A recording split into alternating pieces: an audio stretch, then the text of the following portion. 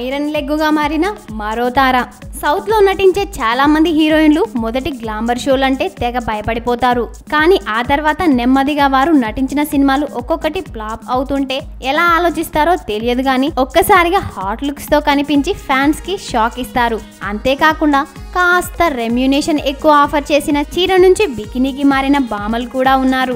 అయితే ఒక్కోసారి ఆ తరహాలో గ్లామర్ షో సినిమాకి హెల్ప్ కావచ్చు, కాకపోవచ్చు. కానీ ఏమైనా తేడా వస్తే మాత్రం హీరోయిన్ కెరియర్ ముగిసినట్లే.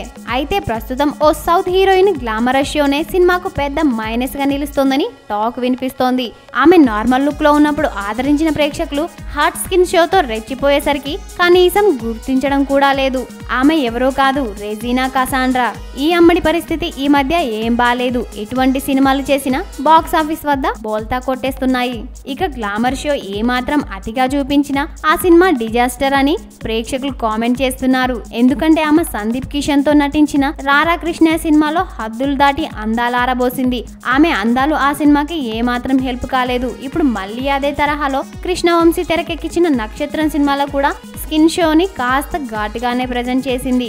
అయితే రెజీనా ఇలా రెండు సినిమాల్లోనూ అందాలు హద్దు లేకుండా ఆరబోయడం ఆ సినిమాకు కాస్త కూడా హెల్ప్ చేయలేకపోయాయి. పైగా ఐరన్ లెగ్ అందాలు అంటూ కామెంట్స్ కూడా వినిపిస్తున్నాయి. ప్రస్తుతం రెజీనా చేతిలో ఓ 3 తమిళ సినిమాలు ఉన్నట్లు తెలుస్తోంది. కనీసం ఈ సినిమాలతో అయినా ఈ భామ హిట్ అందుకుంటుందేమో చూడాలి.